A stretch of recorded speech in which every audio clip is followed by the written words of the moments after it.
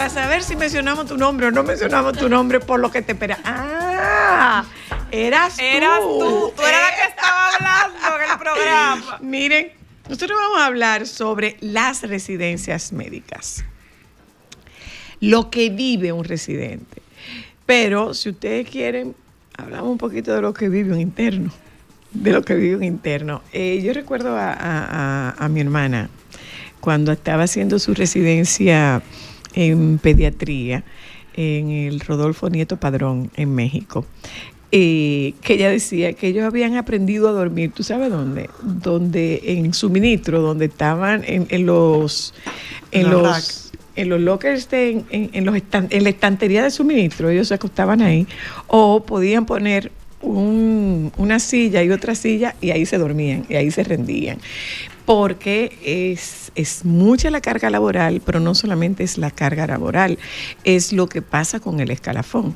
Entonces, es tanto lo que pasa o hay una sobredimensión de lo que pasa y atraviesa un médico interno y un médico residente. Si quieren, le guardamos los nombres. Si quieren, guardamos los nombres para evitar represalias. Yo creo que eso ha cambiado mucho con el tiempo, pero en la época que yo hice mi internado hace muchos años, yo recuerdo que a nosotros nos mandan a diferentes hospitales, que los hospitales tienen convenios con las universidades, ¿no? Entonces ahí te envían para tú poder vivir lo que es cada materia, por decirlo así. Y no es mentira, o sea, uno aprende a dormir, está sentado en una silla que no tenga cojín de metal o en una camilla sin colchón, porque no hay condiciones o habitaciones que estén preparadas para nosotros que vamos a amanecer allá. Y a veces son hasta lejos, o sea, en el Calventi, que está en los Alcarrizos, ni siquiera en el mismo centro de la ciudad que queda cerca para que alguien te lleve cena, lo que sea. Yo me acuerdo que muchas veces cenábamos de un picapollo que está al lado de una funeraria. ¡Ay, santo! Entonces, ¿y qué era lo que sin saber lo que tú te estabas comiendo? Dedito de pollo. Picapollo en la funeraria.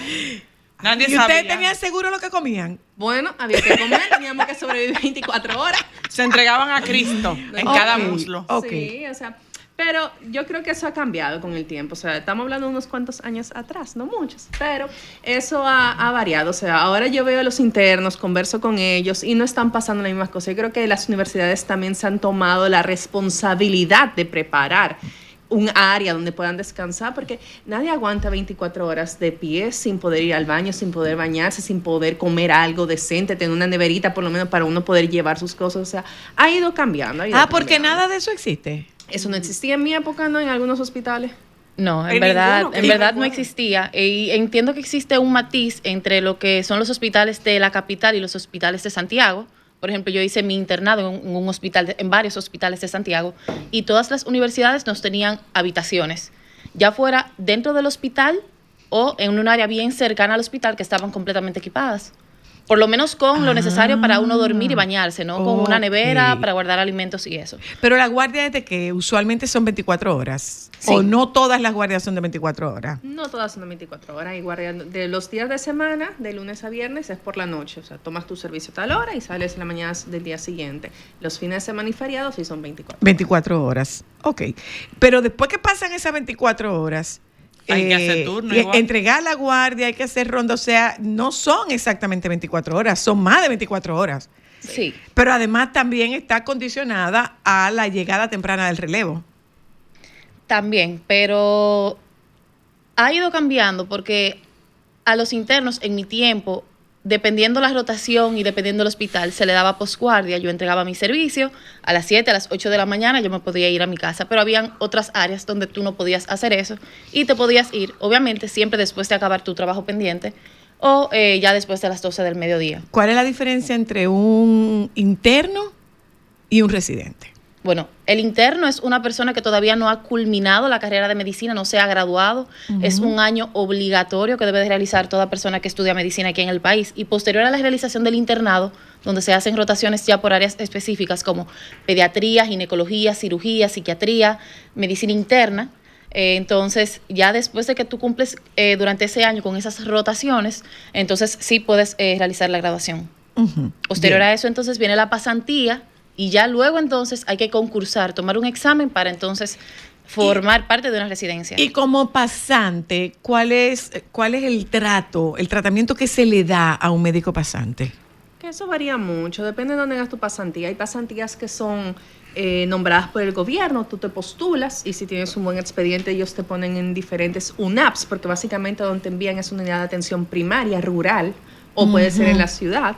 Y Ese paga. Ese es paga por La el pasantía gobierno, paga, sí. el internado no. No, en internado uno está pagando porque uno está pagando los créditos de la universidad Ok, igual. las residencias tampoco. La residencia sí. La ese residencia trabajo también. Se paga también Ok, salud ok. pública o centros privados o ha habido casos que le han hecho esto honorífico. ¿Tiene la misma validez, Anaí? ¿Qué cosa? Hacerlo a nivel público, privado, esas La pasantía. esas pasantías. La pasantía, sí, o sea, económicamente no es igual. Porque Te pagan más si tú te vas más lejos. No, ya no, te pagan un mismo Te pagan lo el mismo. sueldo, pero esto es mucho más que si lo haces honorífico, que ya el centro donde tú vas a trabajar decide qué sueldo vas a tener. Y es un requisito ese año de pasantía para tú poder concursar, porque si no lo haces, tú no cumples con todas las condiciones para concursar en las residencias médicas y poder hacer una ¿Las especialidad. horas de trabajo se toman en cuenta en las residencias y en las pasantías? O sea, Para si tú los tienes que médicos, acumular horas. ¿Tú tienes que hacer X cantidad de horas a la semana o no? No están establecidas per se y va a variar mucho, va a depender de dónde hagas tu pasantía. No es lo mismo hacer una pasantía en una app que trabaja, vamos a decir, de 8 a 4, que hacerlo en una clínica donde tú vas a tener servicios, vas a tener que amanecer, vas a tener que ir fines de semana, etcétera. Entonces, varía mucho donde lo hagas. Ok, En las residencias vamos también va a variar. Yo tengo una pregunta. Para nosotros tratar de entender cómo es la estructura a lo interno. Ustedes responden a quién y ese responde a quién. ¿Cómo se va formando desde que ustedes entran a la primera residencia? ¿A quién ustedes le responden? ¿Cómo ustedes van escalando para que la audiencia pueda entender cómo es la estructura interna de los hospitales? Cuando entras, primero vas a ser residente de primer año, no importa de la especialidad a la que entres. Es un R1. Un R. Tú eres un genérico en ese momento. No, ya tú eres un médico graduado. No, cuando digo genérico es que tú no vas a rotar, por ejemplo, yo quiero ser neumólogo y yo entro directamente a ver Es como un pulmones. básico. No, porque hay requisitos. O sea, para tú hacer neumología en este país tienes que hacer medicina interna. Entonces, la mayoría de especialidades clínicas como neumología, neurología, cardiología, Pero esa ya no es una endocrinología, residencia, esa ya no es infectología, una residencia. Es una Sí, especialidad. son Es residencias. una subespecialidad, es una pero residencia, pero es una subespecialidad. exacto. Entonces sí hay una diferencia entre la especialidad y la subespecialidad en términos de Sí. residencia. O sea, este es el que va a R5, R6. Ya Sí. no funciona. Sí, Ya, ya no R4, sí o funciona no. R5, así. R6. Exacto. Pero sí, o sea, ya no estamos utilizando, bueno, por lo menos donde yo me he formado, ya no se está utilizando eso de que terminé como R3 y al año siguiente ya si va a cardiología es R1 de cardiología. Ya Ok, no es eso de R4, ya. R5, R6, Ok, ya- R7. ya se quedó atrás Ya eso no se esto. está utilizando, por lo menos donde yo tengo experiencia, ¿no? Entonces, hay un coordinador de la residencia o varios coordinadores de residencia que son los jefes de esa residencia, son los que deben decirte cuáles son los requisitos que tiene, que te dan la carga académica, hacen los programas de presentación, hacen tu horario de trabajo, etcétera. Luego de los coordinadores están los jefes de residentes, que suelen ser del último año de esa residencia, y entonces vamos a decir que tenga 3 años, están los residentes de tercer año, segundo año, y luego lo de primer año. Ese Y es el esos son los escalón. mismos los coordinadores son los mismos que te asignan los castigos. Mira, Hablemos de los castigos en las residencias. Hablemos no, de los no castigos. no siempre y en su mayoría no son los coordinadores. Usualmente suelen ser los residentes superiores. Los superiores. Puede ser tu superior inmediato, que generalmente es lo que más se ve, o ya ¿En serio? los verdaderamente superiores.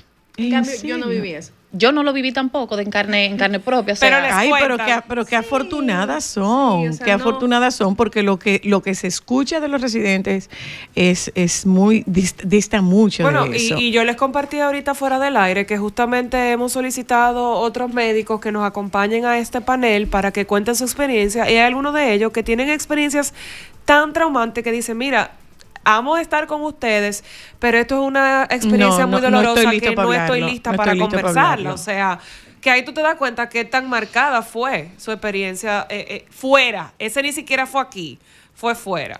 Mira, sí te puedo decir que cuando yo estaba en el internado, cuando hice el internado de cirugía, por ejemplo, ahí yo sí vi mucho maltrato entre los mismos residentes. O sea, faltas de respeto, te pongo horas porque sí, tú no te vas a ir a tu casa por 3 noches porque me da la gana, porque me miraste mal.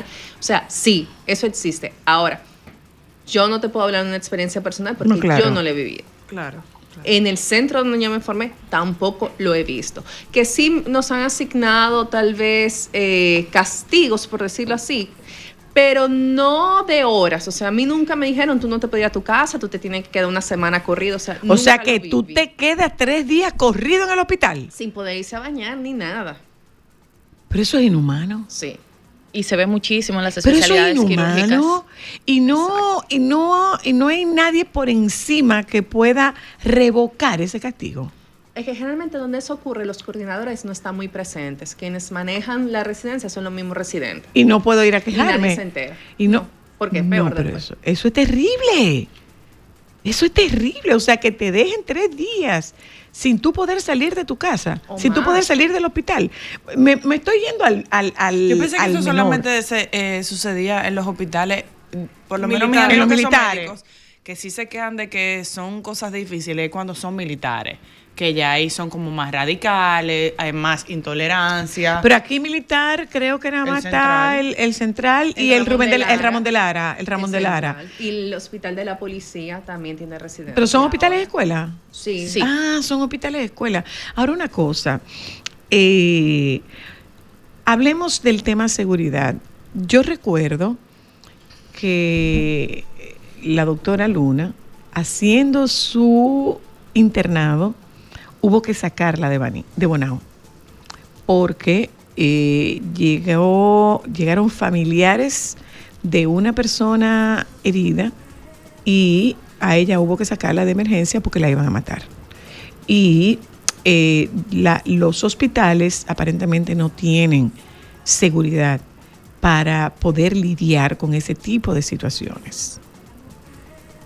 No sé en la actualidad si eso ha cambiado un poco, pero en mi experiencia en el internado durante la rotación de cirugía general, que fue mi primera rotación, en un hospital que no tenía residencia de cirugía general en sí, en la emergencia eso era algo que pasaba casi todos los fines de semana.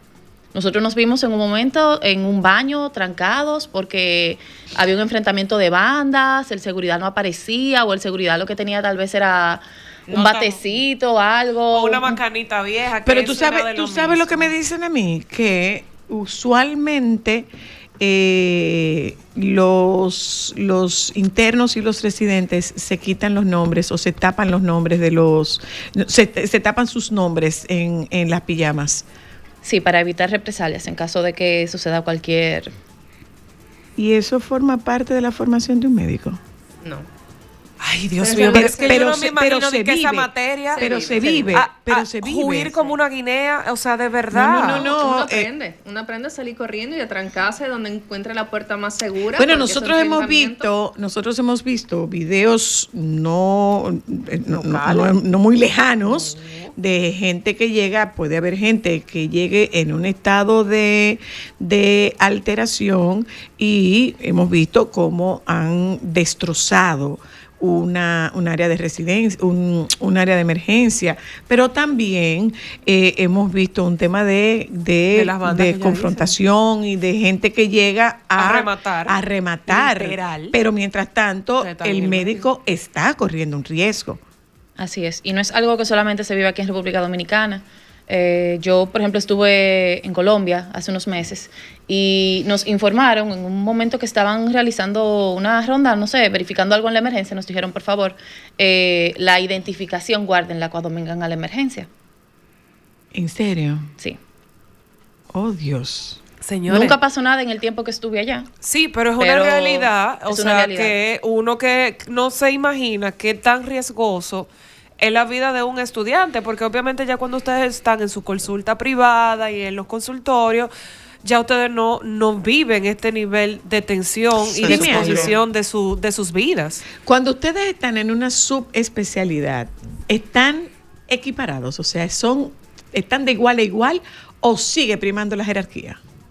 Sigue la jerarquía. Sigue la jerarquía. Sigue la jerarquía, pero con respeto y, en mi caso, sin maltrato. Sí, en mi caso realmente nunca nos hicieron sentir como el huevo y la piedra. O sea, esa relación de que soy yo y yo mando y tú tienes que hacer lo que yo digo porque yo digo, no. Es O una sea, jerarquía siempre con militar respeto. prácticamente. Eso se maneja como una O jerarquía sea, tiene un militar. comportamiento de esa jerarquía militar, de que tú respiraste de más, te castigo. Tú viniste con una colita que no me gustó, te sanciono. No, generalmente en mi caso, vuelvo y digo, o sea, la subespecialidad no es así. En el caso de la subespecialidad, pero en el caso de la especialidad sí es. Hay algunos lugares que sí, hay otros que no. O sea, todo La experiencia de todo ustedes varía, ha sido todo muy varía. diferente. Ok, Sí. pero ¿con qué está relacionado? ¿Con el área en la que ustedes ejercen? Si es clínica, si no es clínica, o no tiene ninguna relación si se trata, por ejemplo, de medicina interna o si se tratara de cirugía De la o cardiología. Ajá. Yo vi mucho esa parte de la jerarquía así como de, hiciste algo que no me gustó o no sé, te quedas tantos días. Sí, a mis compañeros quirúrgicos, lo vi mucho. Pero en mi generación, en medicina interna, donde la hice, no había eso. A nosotros nunca nos pusieron un castigo de horas, nunca. Una sola vez nos pusieron un castigo académico. ¿Y cuál es el castigo académico? Tienen que estudiarse tal tema y lo discutimos a tal hora. O presentar un caso de un día para otro. Ah, ok, eso se Y te lo prepara. Y se notifican prepara en la como noche, así. Y lo como se tienen que prepara como así. preparar rápido, sí. Pero además hay que atender el trabajo. Sí, pero por ejemplo, no siempre estabas de guardia cuando te da un castigo académico. Puede ser que ya hayas terminado tu turno a las 6, 7 de la noche, te vas para tu casa y mire, mañana a las 7 de la mañana te toca prepara esto. Entonces uno lo prepara. Pero es como dice la doctora, o sea, en lo que es clínico per se es muy raro ver eso. En lo quirúrgico sí. es mucho más común. Bueno, miren, nosotros tenemos un testimonio de una residencia psiquiátrica. Vamos a escuchar lo que nos comparte el doctor Jorge Abraham Santiago Luna de su experiencia como residente de psiquiatría, y estamos con el doctor César Castellanos. Y el doctor César Castellanos comparte con nosotros una experiencia como asesor de tesis de un tema sumamente interesante vinculado a el estrés que sufren los residentes médicos. Listo, Alejandro. De residentes, el cuerpo de residentes son los que sostienen al sistema de salud pública aquí en México. En Dominicana me parece que no es tan así.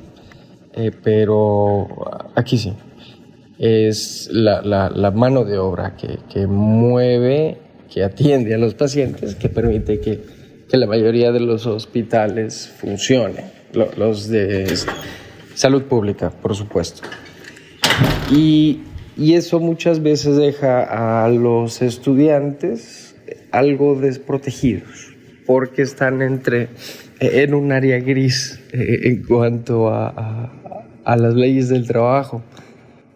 Para algunas cosas se consideran estudiantes, para otras se consideran trabajadores y entonces pueden quedar flotando en algunas circunstancias, sobre todo cuando hablamos de este bien sabido escalafón jerárquico que suele haber en los hospitales, que de origen tiene una intención educativa. El que tiene más experiencia, aunque sea un año de diferencia, enseña al de abajo y así sucesivamente, y se perpetúa la educación.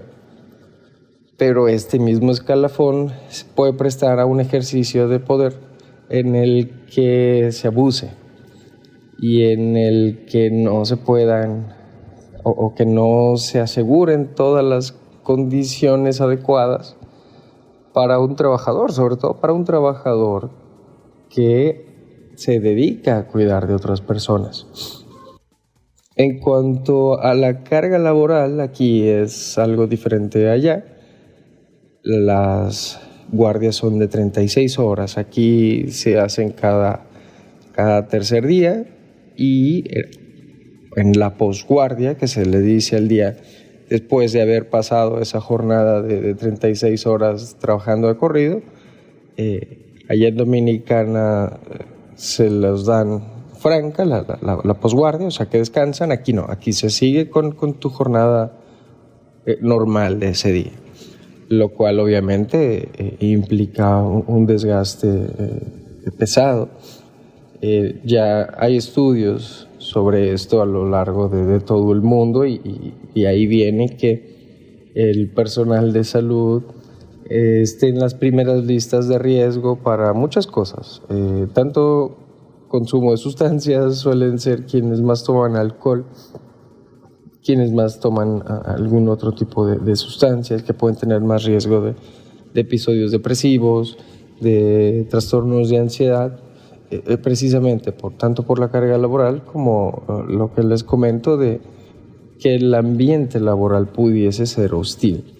Eso sí es algo que se ha estado trabajando últimamente en el país, que se está tratando de legislar mejor para proteger a los estudiantes, sobre todo a los residentes, pero sigue siendo la base de toda la operación en un hospital. Y es una experiencia en ese sentido que puede llegar a ser muy difícil por frustrante, por las carencias que tiene el sistema de salud, por las carencias y dificultades o trabas burocráticas que todos hemos experimentado en el sistema de salud, pero que el residente lo vive con otro tipo de impotencia. Llegando al hospital, egresado de la universidad, después de estos años de estudios, con muchas ganas de dar lo mejor de sí y toparse con que la realidad es otra, con que se trabaja con lo que hay y con lo que se nos permite, es muy frustrante. Y cuando esto se une al ambiente hostil, entonces es cuando viene el famoso burnout, que cada vez también se está haciendo más popular. En mi experiencia particular, dentro de un hospital psiquiátrico que tiene sus claras diferencias con un hospital general y con otras residencias, si bien nosotros no teníamos un peso físico, no se trataba de estar en quirófano por horas, ni de estar recorriendo el hospital cumpliendo con pendientes, pero sí lidiando con historias muy difíciles, de mucha carencia, de mucho sufrimiento y de personas que en su mayoría están ingresadas en un hospital en contra de su voluntad. Y eso es una realidad difícil de afrontar y difícil de poder calmar a alguien que no quiere estar ahí. Incluso personas que están dentro de un episodio psicótico y que pueden llegar a la agresión física. Entonces era otro tipo de tensión, no tanto física, muy emocional. Fue muy evidente y de manera drástica el cómo al pasar del tiempo, tanto yo como mis compañeros empezamos a presentar cada quien o a padecer cada quien de algo. Se iba manifestando a través de nuestra salud el cómo nos estaba afectando emocionalmente el encontrarnos con, el primer encuentro con la locura y con tanta carencia y con tanto sufrimiento.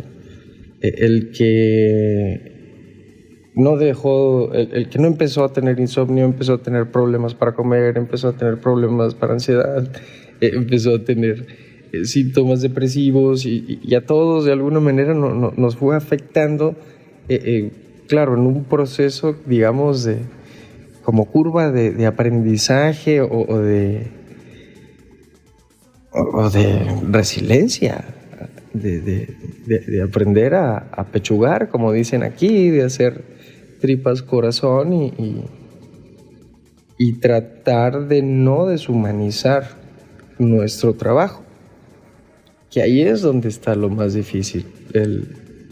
Este sistema de residencias, a como trabaja actualmente, promueve eso, promueve que se pierda el tacto, que se pierda esa intención de ser cercano, de ser cálido, porque eso como residente, como médico, me expone mucho y expone mi corazón, expone mis sentimientos a tal vez no poder cumplir a ese paciente y no poder cumplir con mi trabajo. Y luego con los años se ven médicos fríos, distantes, que procuran atender a los pacientes de la manera más impersonal posible. Pero tengan en cuenta que quizás ese médico en algún momento fue un residente apasionado, enamorado de su carrera, pero que se chocó con el sistema. Espero mi experiencia les sirva, al menos para entretenerse un ratito. Saludos de nuevo a todas por allá. ¡Wow! Bueno. Qué chocante. Pero eso que él dice, lo que más me llama la atención y ustedes pasan mucho trabajo y poco a poco, sistemáticamente, como que el corazón se les va enfriando poco a poco. Sin embargo, mira cómo él dice. O sea, es una lucha tenaz y persistente para no deshumanizarte. Y es justamente de lo que vamos a tratar con César, lo que hablaba el doctor Santiago de cómo está la frustración, cómo está cómo comienzan a presentar alguna sintomatología, cada uno va presentando una sintomatología diferente de algún tipo de trastorno diferente, y también hace alusión a que el burnout es muy, muy, muy, muy frecuente, pero no solamente eso, es también el elevado riesgo de suicidio por cansancio, por frustración, por desconexión inclusive. De esto tratamos con el doctor César Castellanos en este momento que nosotros estamos haciendo una visión hacia el mundo de las residencias médicas, y que no con la intención de justificarlo, pero sí con el interés de explicarlo, como decía el doctor Santiago, explicándolo desde su propia experiencia. Si de repente usted se encuentra con un médico frío, distante, probablemente ese médico antes fue un residente apasionado.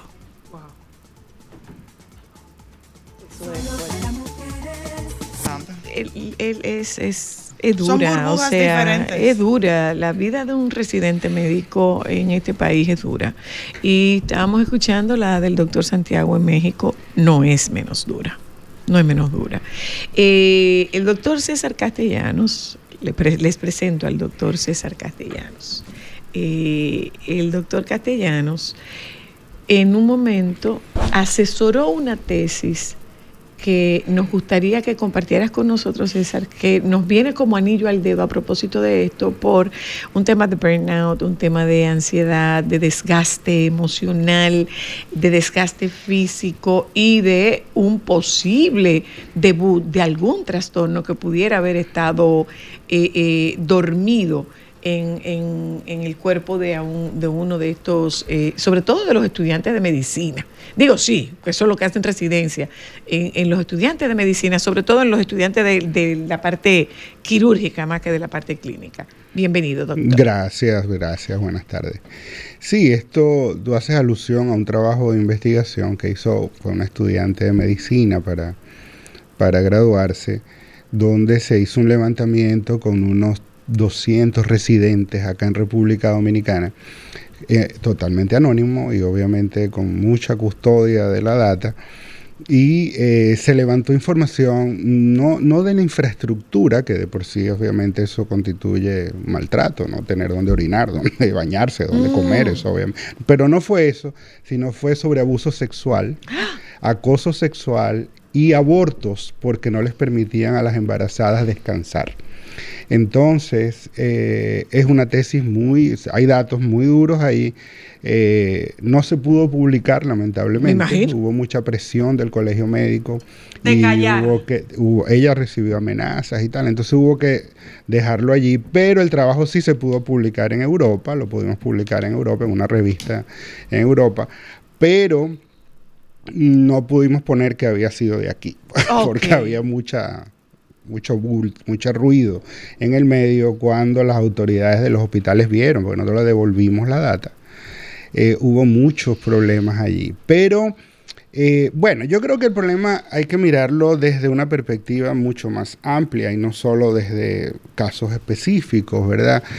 Quizás hay un pecado original en términos de cómo nació este asunto. Los hospitales nacen en el siglo XVII, nacen en el medioevo, cuando termina el medioevo. Y nacen como instituciones caritativas, como instituciones que van a ayudar a la gente desvalida, usualmente instituciones religiosas que cuidan enfermos, que ayudan a recuperar a personas desvalidas. Y ya es en el siglo XVIII cuando empieza desde Francia y desde Alemania a considerarse los hospitales como centros científicos de investigación y de formación. Y es allí cuando ya hacia finales del siglo XIX comienzan a hacer la idea de que los que se formen en medicina deben formarse en un hospital. Y es hacia principios del siglo XX cuando en Estados Unidos nace la idea del que se forme debe residir en el hospital. Y por eso se llama residentes. Y entonces ese modelo se expande, se extiende y se convierte como el estándar mundial, ¿no? Ahora, desde el inicio de las residencias y de la formación de el profesional de la medicina, se adopta un modelo castrense. O sea, es un modelo, se calca, vamos a decir así, un modelo castrense porque, o mejor dicho, quizás no porque, sino la racionalidad que está detrás de esto es que... Si a ellos les funciona. Bueno, es que había una urgencia de que hubiese orden, control y eficiencia en la formación del profesional de la medicina. Bueno, el modelo de orden y eficiencia por excelencia es el modelo militar. Claro. De ahí nace el término de hacer guardia, de ahí nace o sea, es un modelo calcado de la jerarquía militar y por eso también nace esta idea de que el residente 3 es más que el residente 2 y que el residente 2 es como, ¿no?, el cabo, el sargento, de acuerdo, es un poco esa jerarquía que se va ascendiendo a medida que tú vas ganando experiencia y vas pasando a otro nuevo ciclo. Pero esa formación se asumió también que debía ser y se consideró, yo creo que lo que las doctoras están exponiendo es muy esperanzador de cara al futuro, pero en su momento se asumió como un baluarte, la presión, el pasatrabajo, como que eso era una medalla que se llevaba en el pecho con orgullo, donde la obediencia y la subordinación eran son como parte de la autoridad científica que rige el modelo, ¿verdad? Eso es bastante ajeno a otras formaciones profesionales, por tanto, solo quienes lo han vivido realmente pueden hablar de ello, ¿verdad? Y no es mi caso, ¿verdad? Y cada quien lo vive de una forma diferente. Ahora, las residencias médicas a nivel mundial fueron siempre diseñadas entonces ya en el siglo XX bajo esos principios: obediencia rígida, escalafón de autoridad inflexible, ¿no? O sea, es impensable violentar eso, y disciplina sin cuestionamiento. O sea, usted tiene que hacer lo que se le diga. ¿Era un cuartel?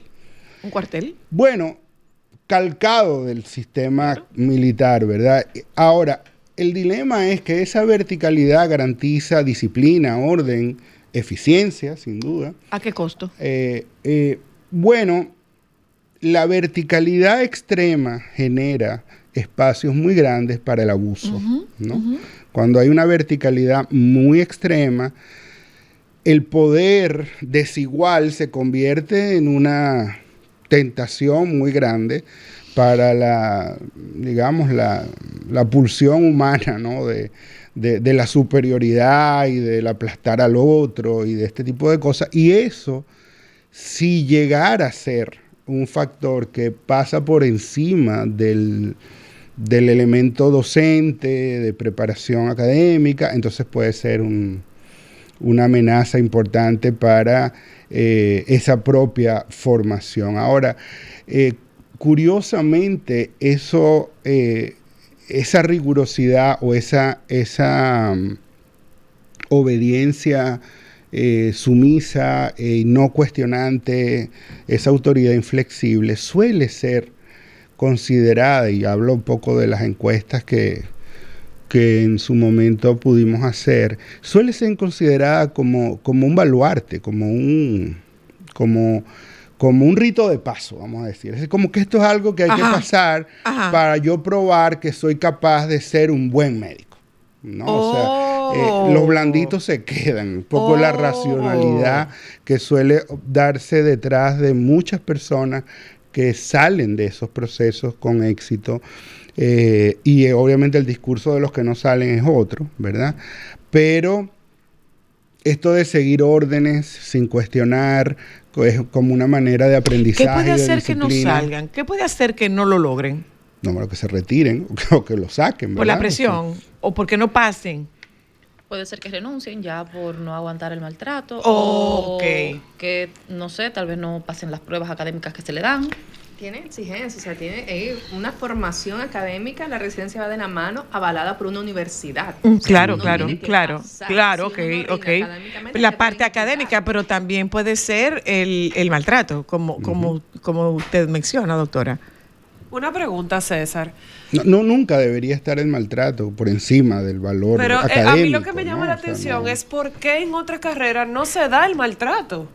O sea, a este nivel que estamos viendo No existe que se otra- han dado hasta... no ¿Por existe qué no hay otra otra- carrera que tenga residencia? No, que no tenga el modelo castrense detrás. Bueno, pero hay esa Por carreras ejemplo, que tú haces odontología no pasantías. tiene, odontología no tiene ese modelo. No, pero sí no lo tiene Y ninguna otra. no tiene ese solo modelo, medicina. aunque es de salud. Y otra pregunta, desde el punto de vista de la salud emocional, ¿qué, para los que nos están escuchando y tienen hijos residentes e hijas, cuáles son las consecuencias? ¿Qué como papá yo puedo observar? Porque muchas veces quizá un residente o una residente no le dice a los papás lo que están viviendo en la residencia. ¿Qué yo puedo hacer por mi hijo? Y a los que ya pasaron por eso, ¿qué secuelas yo puedo tener? ¿Qué ayuda tengo que buscar? Sí. Bueno, la ayuda va a depender de cuál sea el impacto, ¿verdad? En personas que pueden tener simplemente un grado de resiliencia suficiente como para atravesar ese proceso y que eso les sirva para fortalecimiento de su carácter. O sea que no. Algunas personas entonces pueden tener un impacto en su estado de ánimo, problemas de sueño, consumo de sustancias. De hecho, Pensamiento y acciones suicidas. estadísticamente hablando, la profesión donde hay más consumo de alcohol es la medicina. Ah, sí. Sí, eso decía el doctor Entonces, Santiago en su nota de voz. Y sustancias también. El tema de lo que decíamos antes de la disciplina sin cuestionamiento lleva a lo que hemos escuchado: horarios extremos, privación de sueño, sobrecarga de trabajo, exposición a presiones muy fuertes, son como pruebas de carácter, ¿no? O sea, tenemos que saber si usted da para esto. Incluyamos, Un poco esa lógica. incluyamos humillación ahí, con su nombre.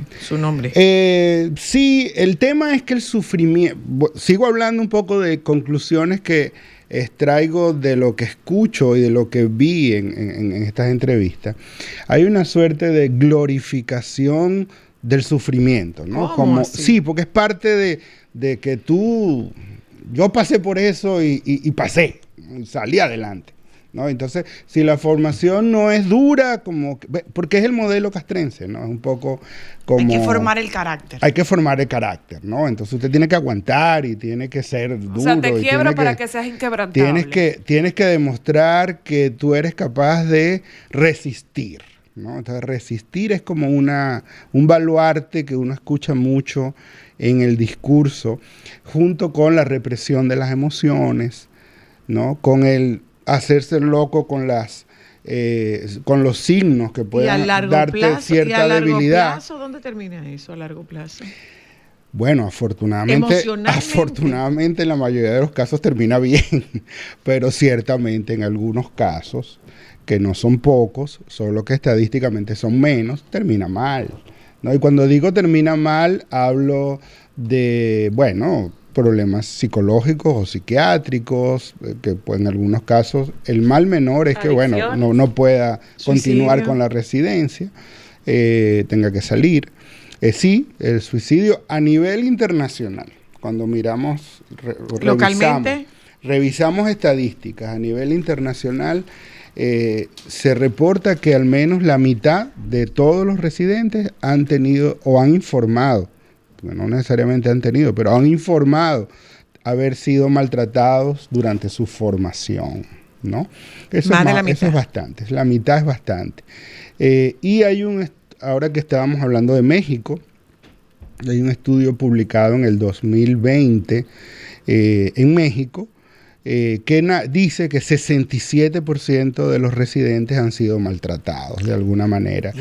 Pero hay un estudio argentino que fue publicado en el 2021 que dice que 95% de los residentes reportó haber sufrido algún tipo de maltrato. 95%, incluyendo humillaciones, sobrecarga laboral, castigos, etcétera, ¿no? Ese tipo de cosas. De modo que sí, el tema puede derivar en un tema de salud mental en algunas personas. Y una cosa, y sobre todo en los que son más vulnerables, por supuesto. Así, muy, muy, muy breve, un minuto, porque estamos despidiéndonos casi, César. ¿Ese personal tiene algún tipo de asistencia de salud mental? Mira, no existió. No está Mientras contemplado. no está contemplado.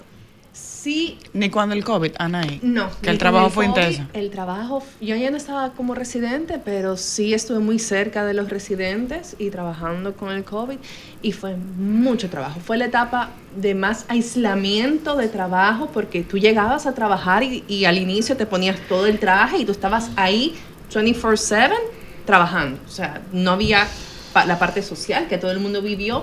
Claro. Para nosotros, por lo menos la gente estaba en su casa y estaba con su familia. Para nosotros fue bastante frustrante porque tú llegabas y estabas ahí solo y era trabajando, atendiendo. Y yo creo que esa fue la etapa donde viví más agotamiento al momento de trabajar.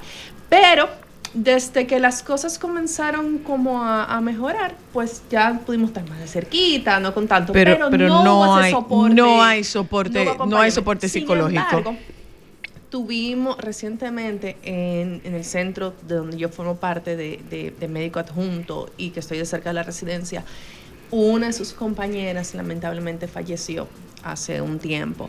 Y en ese momento sí, se le habiendo vivido algunas cosas. Pero por como un el caso, COVID por y un otras caso cosas, particular, pero por un caso ha comenzado a tomar en cuenta la parte de la salud mental. Pero puedo hablar de este centro en específico, que es mi burbuja. Diga usted, doctor. No, gracias. Me gustaría decir que tampoco es como que el panorama está perdido, ¿no? O sea, hay experiencias, hay evidencias de éxito, de mejora de las condiciones de la formación de los profesionales de la medicina.